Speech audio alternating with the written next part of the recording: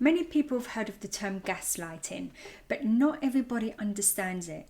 Now, maybe you've been through it, or maybe you're wondering if you're in a situation where you are being gaslighted, or maybe you know someone else who is going through it. Well, in this video, I'm going to be discussing and taking a dive into what gaslighting is, the people that are most prone to being gaslighted, the red flags to look out for, and what you can do to help heal and overcome the situation that you're in or navigating. Now, just before we dive in, I do just want to give a trigger warning that this is a very sensitive subject, so some things can be quite difficult to hear. Okay, so what is gaslighting? Well, let's dive in.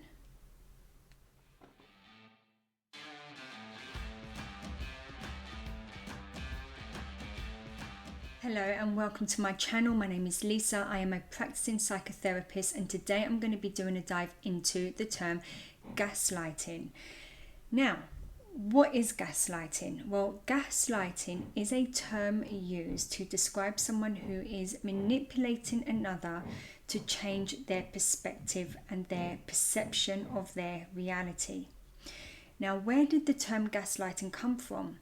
Well, gaslighting came from a British play back in the 1930s, and it was about a husband who was manipulating his wife into thinking that she was going crazy and mad.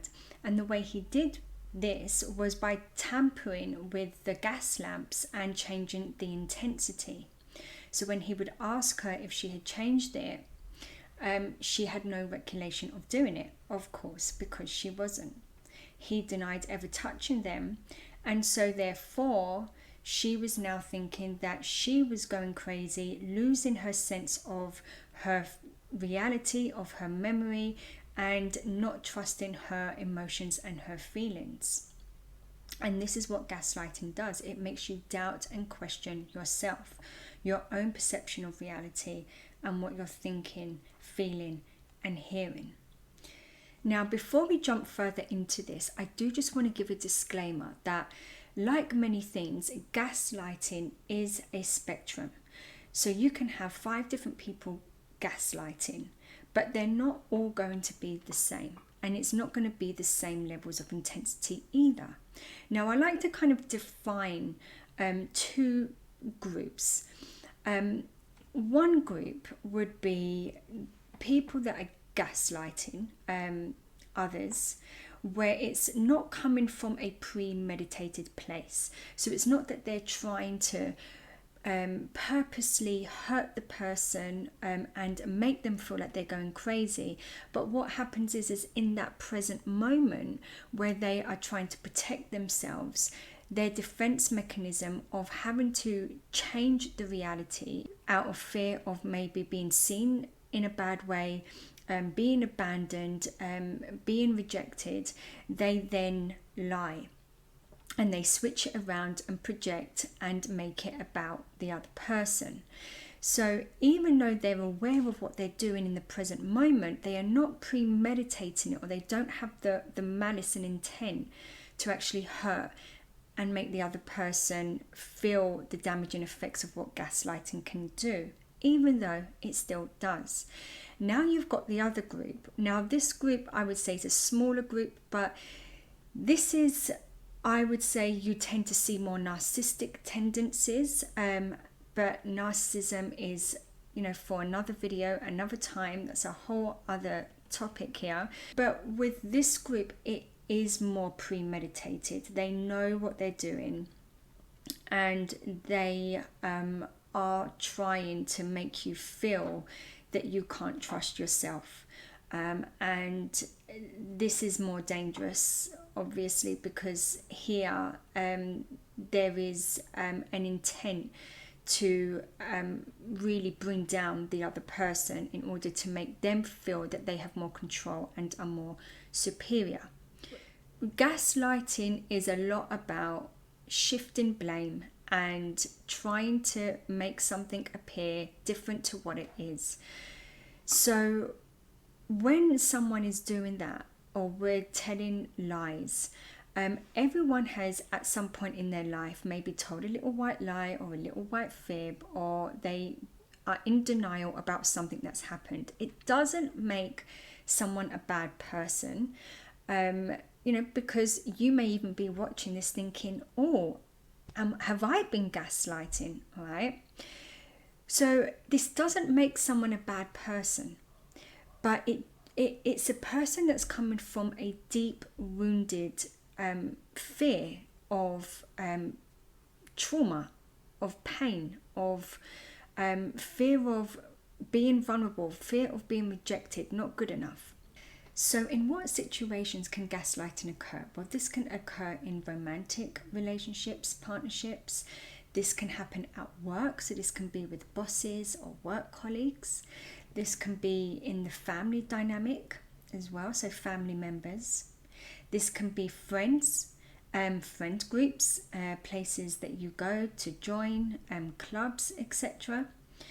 And this can also be with authority figures, people that you maybe even look up to and aspire to, mentors, and also the media. So now let's look at what people are most affected at becoming a victim of gaslighting.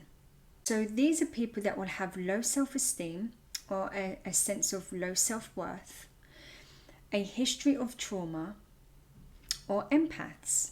Now, if you're someone who already has low self-esteem or self-worth, it's going to be very easy for someone to manipulate you, because you're already coming from a very vulnerable place. You're already in a place where you are doubting yourself. You're doubting your decisions and you're doubting who you are.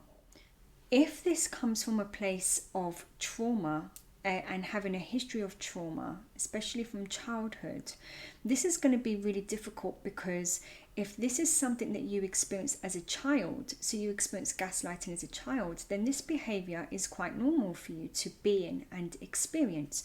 So it's a lot harder for you to see the red flags and to think, this behavior isn't right, or it doesn't feel right. If anything, it's the opposite. It feels familiar. And so you're more likely to re-traumatize yourself by following those cycles and patterns of what you have already experienced. Okay, now empaths, this can be one that I see very often, because empaths naturally care a lot about how other people feel and think. And so if you find that you're very empathic, your need to make other people feel safe, feel comfortable, feel heard, and feel seen is going to be more heightened than, say, the average person.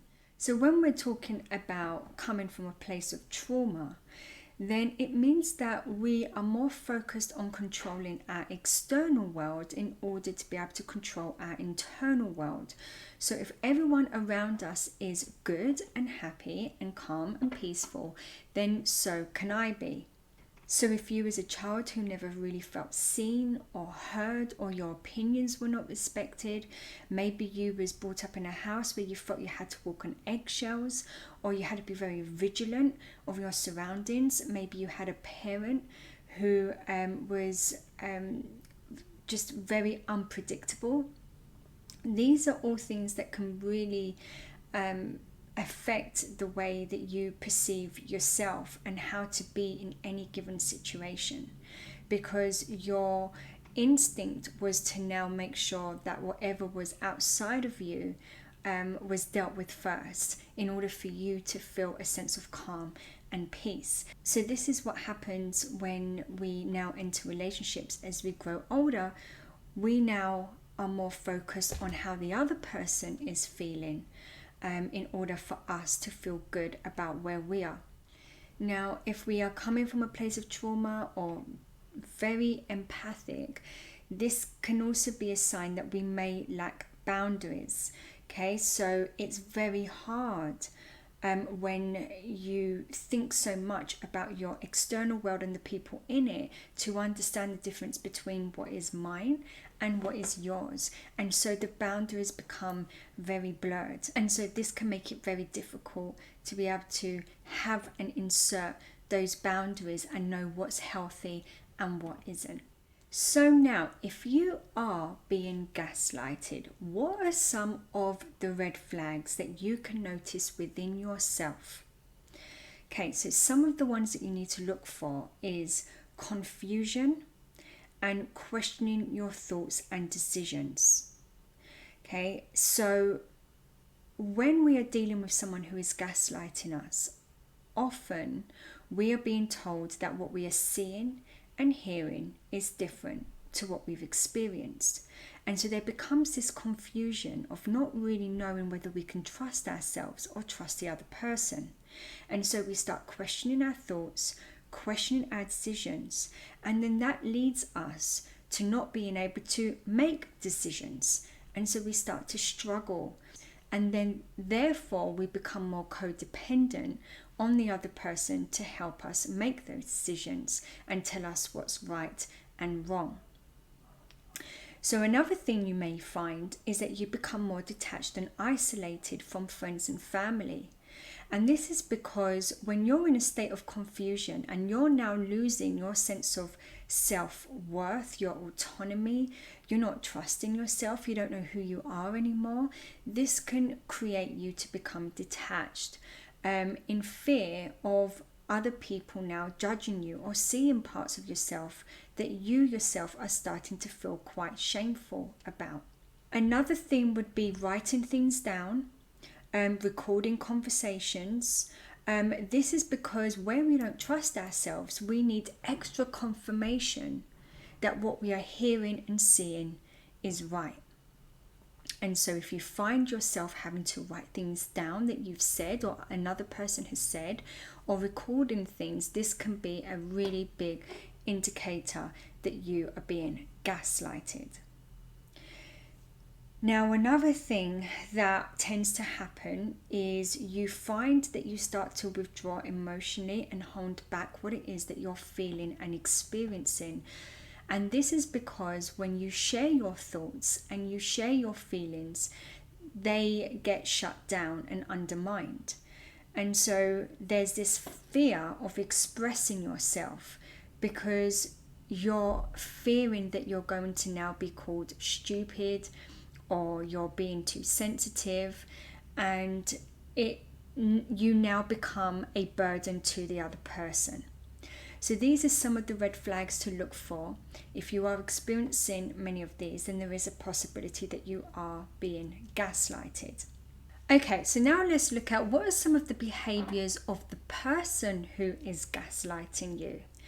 Okay, so this would be things like blaming, shaming, and undermining. And this is done through projecting and deflecting onto you. So you may hear things like, it's your fault this has happened, or you're too sensitive. You made me do this. I'm saying this for your own good. It's not my fault that you can't take a joke, or I did this because I love you. Okay, you may even hear things like, I don't use words like that, or I don't do things like that. Okay, so these are things and statements that are very commonly used with people that are gaslighting another.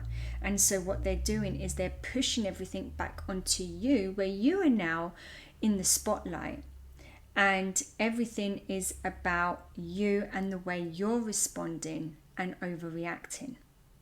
Okay, so another thing to look out for would be things like missing and leaving out information and oversharing. So what you will find with missing out information is the important parts that you need to know. And you'll then find that there's an oversharing of all the details and things that you don't need to know. So what can be quite dangerous about this is that when someone overshares a lot about irrelevant things, but just, you know, where it just seems that they're very open, they wear their heart on their sleeve, they're telling you things that you don't even need to know, is that you start to perceive this person as someone who is very open and very honest. And so you start to question yourself and think, well, they're so open and they tell me things that I don't even ask for. So, you know, why would they lie, that they tell it as it is. They say what they think because they come across as very, sure of themselves. And so when you think about them lying, it just doesn't seem like there's someone who would lie, okay? Because they're so open. And this is what's dangerous here. And this is why you need to look out for the misinformation, because the parts that they should be telling you, they don't. So for an example, one of the reasons why that they don't worry too much about oversharing or slipping up with things is because what they can do is they can just retract it right back. Because part of gaslighting is about shame. And the shame gets projected on the victim. So what happens is if this person who's gaslighting turns around, for an example, and says, on one particular day, they were working between 12 and 8 o'clock in the evening, okay? And so that on that day, they're working between 12 and 8 in the evening. And then a couple of days later, you're having a conversation with a group of people, and this person now says, oh yeah, that day that they were supposed to be working, they went to the cinema and watched a great film, and they were talking about how amazing, this film was. And you're thinking, that doesn't quite tally, okay, 'cause I thought they were working that day. Then if you confront them, what they will do is say, well, you've just got it wrong. You must have heard me wrong. I didn't say I was working that day. Okay, so there's no shame to them retracting something because they know they can project it onto you because you've heard wrong. Okay, you've got it wrong. And why are you even asking anyway? So now they're making you feel that you're obsessive, possessive, you're questioning, you're making things difficult. Or they could also approach it another way and say, oh yes, I was working, but I didn't have to be in that day.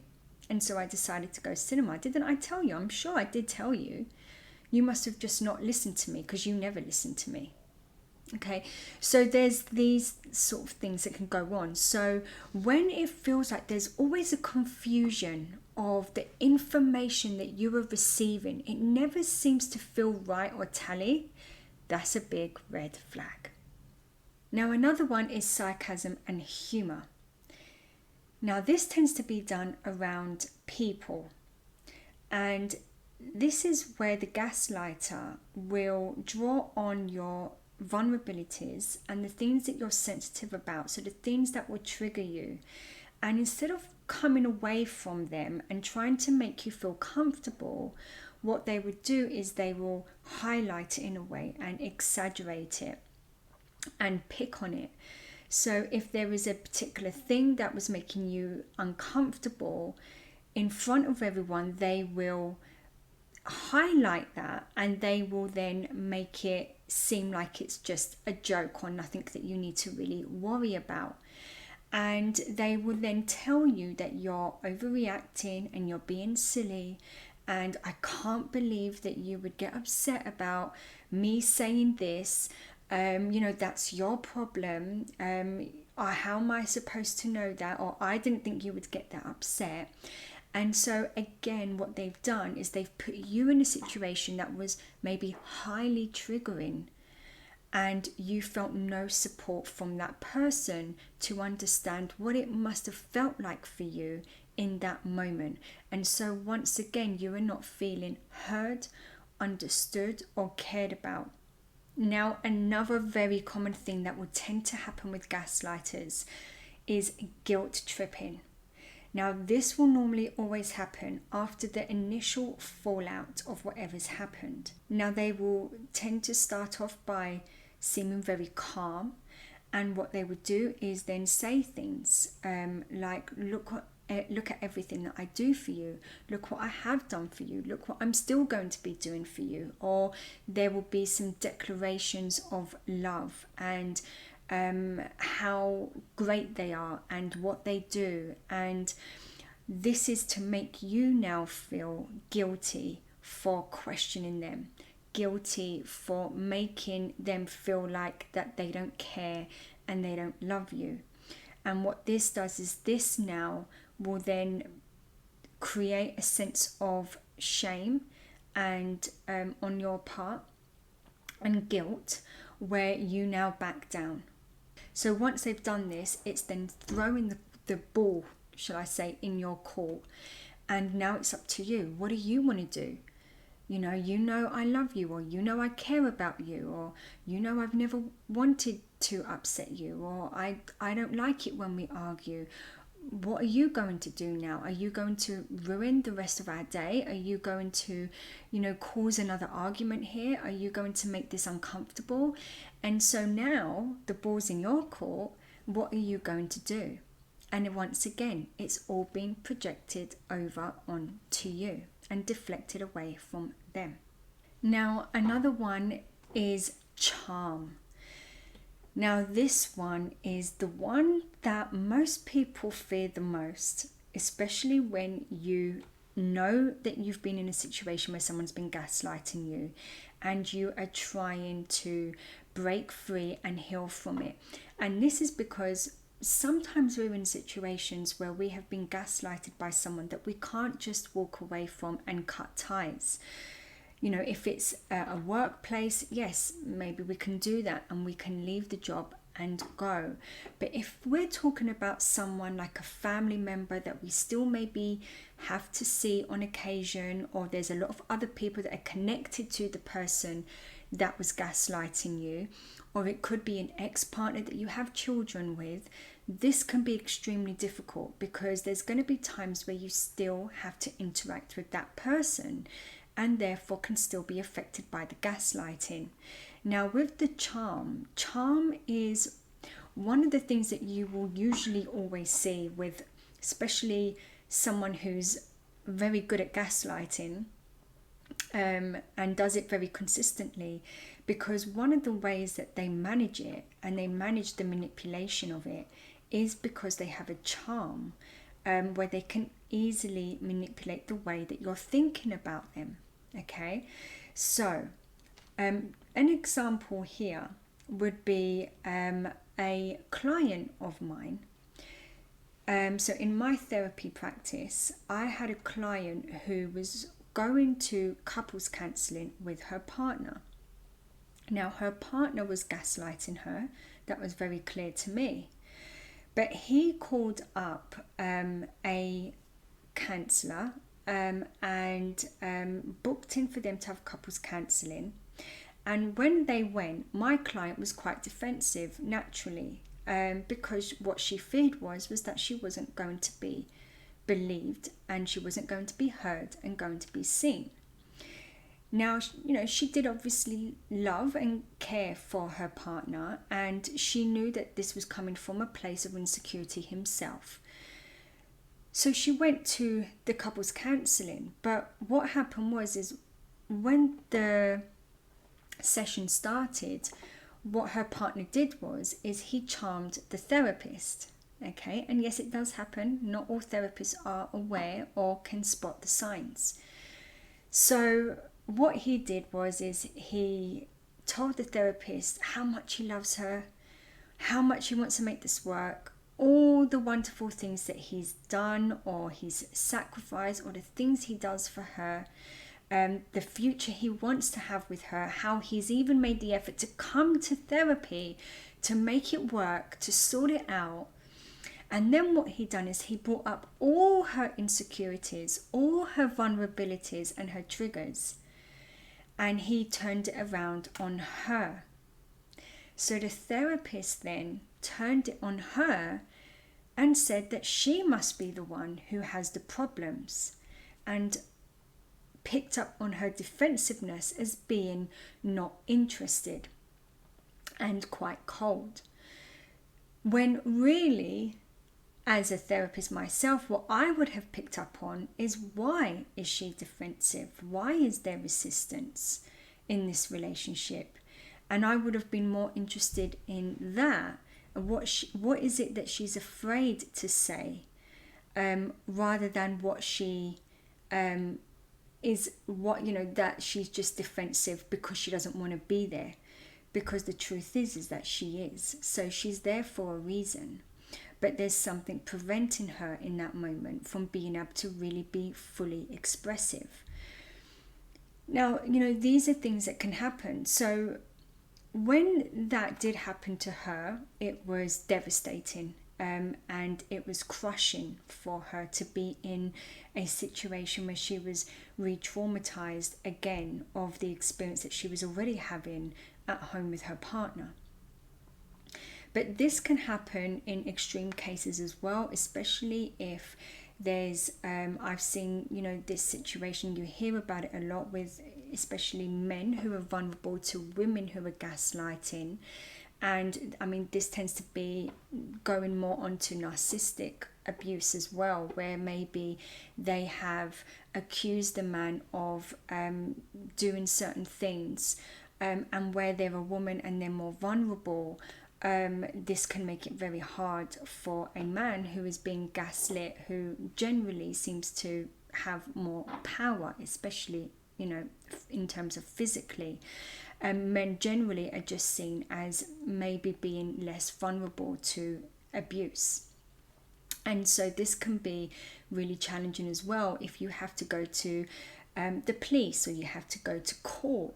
That now the person who's gaslighting is going to put on the charm and use their strengths that they have in order to manipulate another person or people in that situation.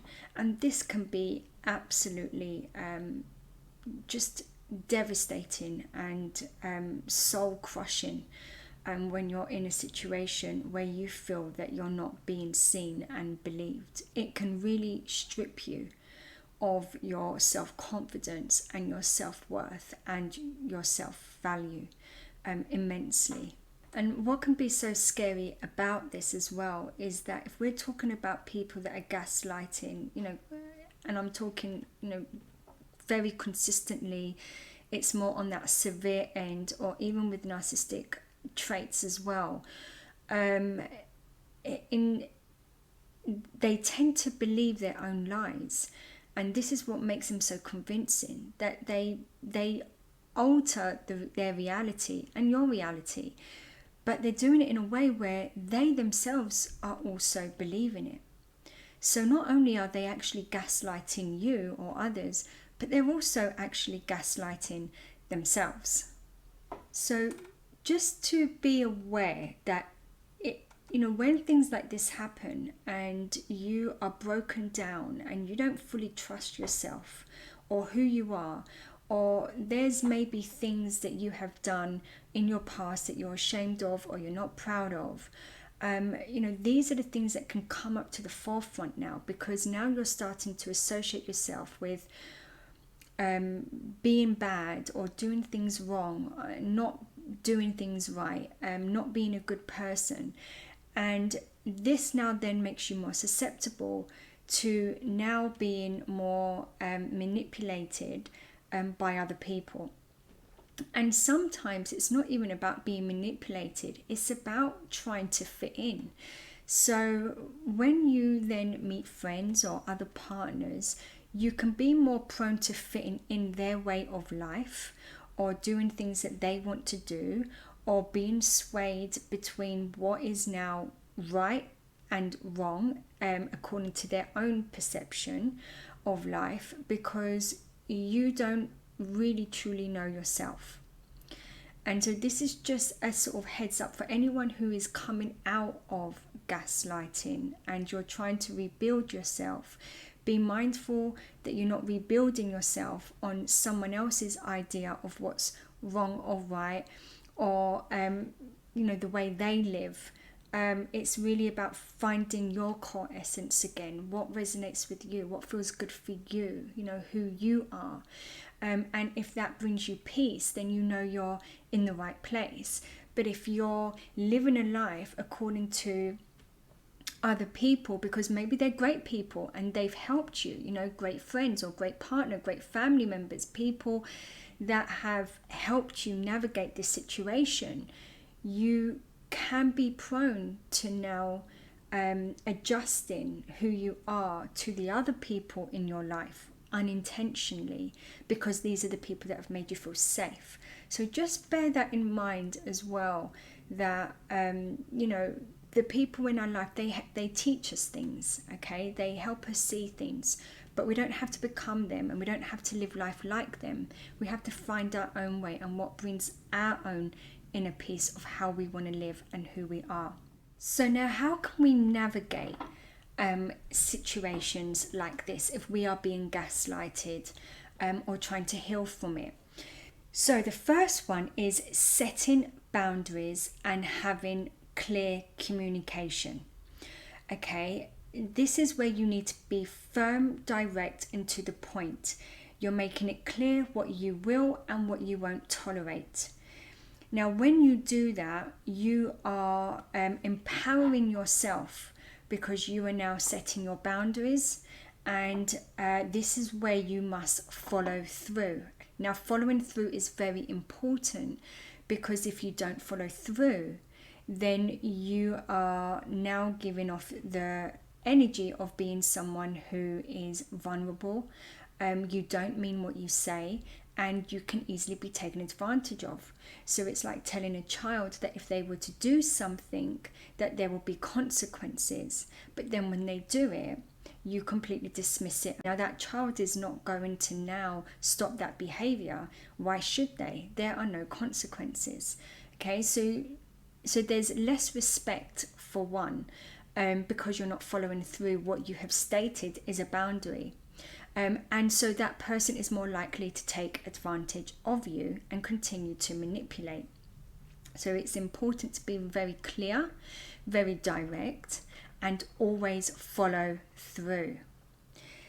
Now, another one would be to not engage in arguments. So once you have said how you feel, or your perspective, it's very important to not continue in going round and round and round in these cycles that happen with gaslighting, because you're so desperate to be seen and heard and understood that you just keep going and going round.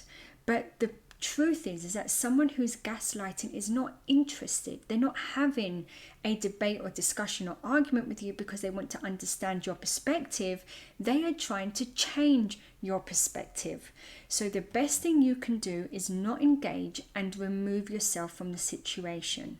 Okay, because otherwise what you're doing is you're saying to that person, I am inviting in your perspective, and you don't want to invite their perspective, because you have your own. Another thing is to trust your instincts. Now, this is important because we use our instincts in order for our survival. You know, it's like if we're falling, we naturally have an instinct to protect ourselves and move our body into a certain position. If we don't have our instincts, then we're more likely to get hurt. And this goes throughout our life. So when we're being gaslighted, we stop trusting ourselves, and so therefore we lose our survival instincts and our gut and our intuition telling us what it is that feels right and feels wrong. So this is a big part of what really breaks us down in our self-worth and shame, and the way we look at ourselves, because we now don't have those natural instincts, and we're not tapping into our own intuition to really discern between what feels good and what feels bad, or what's right and wrong for us. Instead, we are reliant now on the other to tell us. Okay, so another thing to ask yourself is, what are you afraid of? You know, what is it that that stops you in your tracks of being able to express yourself, or even to be able to walk away? You know, maybe you experienced a lot of conflict as a child, and maybe growing up you've tried everything you can to avoid conflict or avoid confrontation, because it always ended in a really bad way where maybe you got hurt. So if you have experienced feelings of abandonment or loss and rejection, then there can be this urge to be drawn to situations of trying to get that approval, trying to get that love. And this is what we can tend to do when we have trauma. We reenact and put ourselves in situations because this time we want to make reparation and make it right. And so there's this need to really get this person to see us and to hear us and to understand us and love us the way we didn't experience previously when we were in that situation. Now, something else to remember is that when emotions are high, intelligence is low. So in that moment when you are in an argument or a disagreement and you're feeling overwhelmed, you're feeling triggered, please remove yourself. Give yourself the time and space to just calm down and give yourself time to just think things through. And then, you can make a much better decision. Another thing to be mindful of, though, that in situations of gaslighting, because it is all about manipulation and trying to change the perception of the other, if you remove yourself or you want space from the person who's gaslighting, they may not allow it. And often they won't. They won't give you the space. So whether that's you're physically trying to go into a different room, or maybe they're messaging you or calling you and they're not giving you a rest and they're now guilt tripping you, like I'd mentioned, after the initial fallout, there's the guilt tripping. Then they will try and make you feel guilty for running away because that's what you always do. Okay, I'm the one who's trying to work it out, you're just running away. Or they will put the shame on you that you're the one who's brought all this up, you started it all, and now you're not finishing it. Okay, so they're throwing that, again, the ball back in your court, and it's all on you. And part of the reason why they don't let it go as well is because what they're doing while they're gaslighting you is a form of self-soothing themselves. Now, when you've been a victim of gaslighting, one thing that's going to be crucial for you to do as part of your healing journey is to learn to trust yourself again. When we trust ourselves, then we are less fearful of consequences. When we don't know ourselves, then how do we make a decision that's right for us? And this is what gaslighting does. It makes you codependent on the other person. So they now have more control, and it's easier for them to now manipulate you.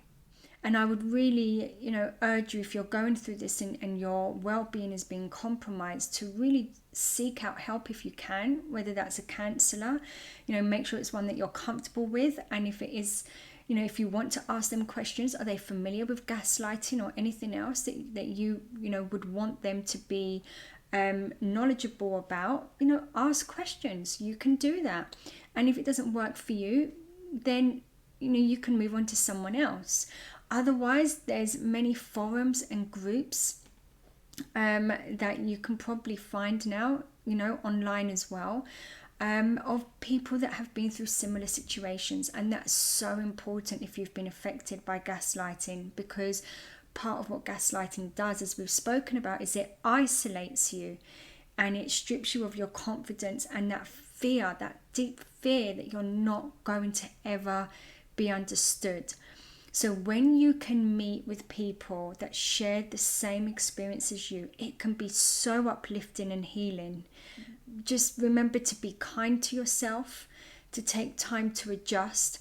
You don't have to make any decisions that you're not ready for. Now, if you're in a situation and you're finding it hard to leave, or if someone else is finding it hard to leave, there's usually always a reason for that. And sometimes we have to be in a situation until we're ready to leave. And that's usually when we have taken the lesson from it. Now, everything we invite into our life offers us a lesson, if that's how we want to see it. And when we start to see it and we start to heal from it, naturally what starts happening is, and I've seen this time and time again, is that it starts to untangle and themes start to leave your life, because that lesson is no longer needed. Because when you change the perspective of what you're looking at, then what you're looking at changes. And so your external world is just a reflection of your internal world. As you start healing and changing, so does everything else around you. So please just be mindful that if you're in that situation, give yourself time. There's no right or wrong. There just is, and do what feels right for you. And if you're witnessing someone who is in the situation, it's their decision and their decision only to make their choices of what's right for them at any given time, and just trust in that. Just be the support that they need when they need you. Now, please also keep in mind, especially if you're someone who's very empathic, that there may be this urge to want to heal the other person. Now, no one can heal unless they're ready themselves, and it's not your responsibility. So, that's for you to release and focus on yourself. Now, I know that's incredibly hard and easier said than done when you care about someone and what you desire is just an authentic, loving relationship, or a good relationship, whatever dynamic that is. But it really is their own journey and you have your own. And the best way that you can initiate or help someone heal is by first healing yourself. Now, lastly, it takes a lot of strength to be in a dynamic that completely drains you and strips you of everything that you are.